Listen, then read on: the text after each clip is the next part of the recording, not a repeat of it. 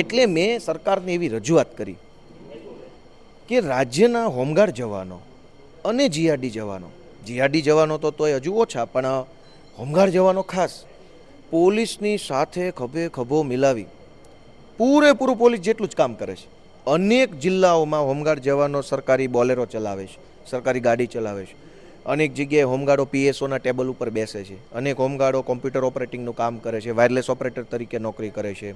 અનેક હોમગાર્ડો છે એ ટ્રાફિક મેનેજમેન્ટનું અમદાવાદ, સુરત, રાજકોટ જેવા સિટીમાં હોમગાર્ડ અને ટ્રાફિક પોલીસ બે એક જ થઈ ગયું છે. હવે આખો દિવસ ધુમાડો ખાવાનો, પેલા કર્કશ હોર્ન ટે ટે ટે ટે કાનમાં કરે એ સાંભળવાના, તડકામાં ઊભું રહેવાનું, વરસાદમાં પલળવાનું, બરાબર. બધું જ કર્યા પછી પગાર કેટલો?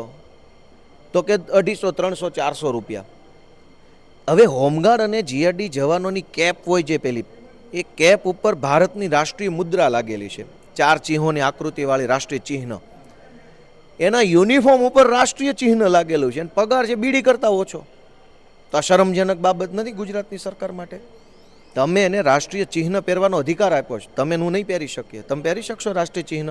ન પહેરી શકાય, હું ના પહેરી શકું. રાષ્ટ્રીય ચિહ્ન પહેરવું, પોતાના શરીર ઉપર ધારણ કરવું, એ તો કેવડી મોટી ગર્વની અને પ્રાઉડની બાબત છે. અને એનો પગાર પાછો 200 રૂપિયા. ખેતી મજૂરી કરે ને ઘઉં વાઢવાની દાડી અત્યારે 600 રૂપિયા હાલે છે. અમુક જગ્યાએ 700 છે ને ક્યાંક 400 છે. ઘઉં વાઢવાના વધુ આવે છે. તો રાષ્ટ્રીય ચિહ્ન પહેરનાર યુનિફોર્મધારી હોમગાર્ડ જવાનની વેલ્યુ શું? અને એટલું કામ કરે છે. ભલે 2-5 ઘટના છૂટક પૂટક બનતી હોય, ભગવાન ભરોસે છે એ તો, પણ હોમગાર્ડ જવાનો, જીઆરડી જવાનોને પગાર વધારે હોવો જોઈએ. 200 રૂપિયા ન હોય કંઈ હાવ.